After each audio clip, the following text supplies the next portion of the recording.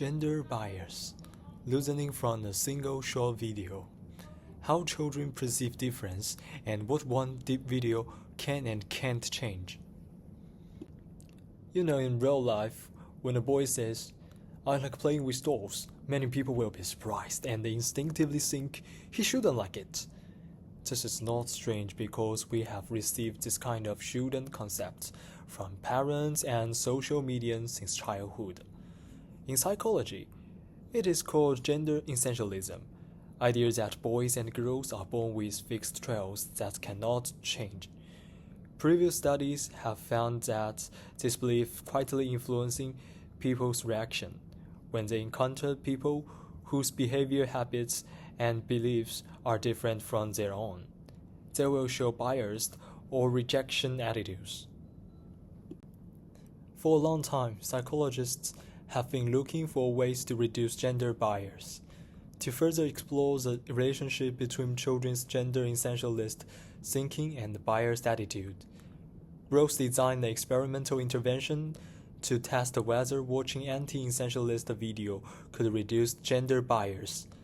They recruited 204 children aged 6 to 10 from rural areas in the Midwest America, and randomly divided them to two groups.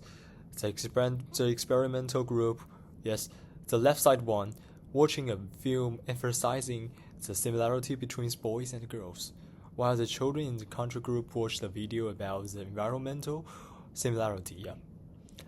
After watching the video, the study tested children's willingness to make friends with the gender non-conforming peers and their beliefs about gender.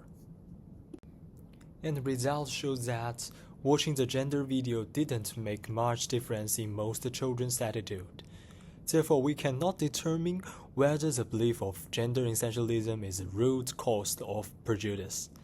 In other words, merely watching a short video cannot break the perception that boys and girls are inherently different. Interestingly, the research found that compared with the control group and watched climate videos, some children who watched the gender video supported less gender division. That is, they accept the claim that boys and girls are very similar.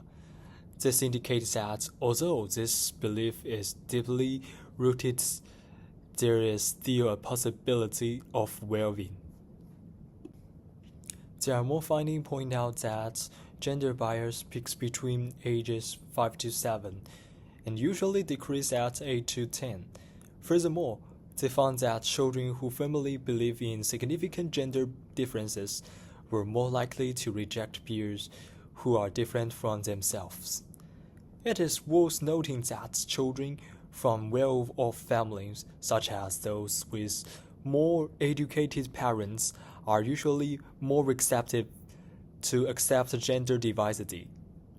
This indicates that such prejudice of children does not only come from themselves, but may also be shaped by the media and the home environment. In today's world, where inclusion matters, the study finding inspire us that anti-essentialism messaging alone cannot change children's gender bias with a one-time video, but they still hold significance from in-depth study. In the future, we can start from the stage when children's concepts have not yet been formed. With early support from family education and positive guidance from the media, we can help children grow from rejecting differences to embarrassing differences. Thanks for your listening.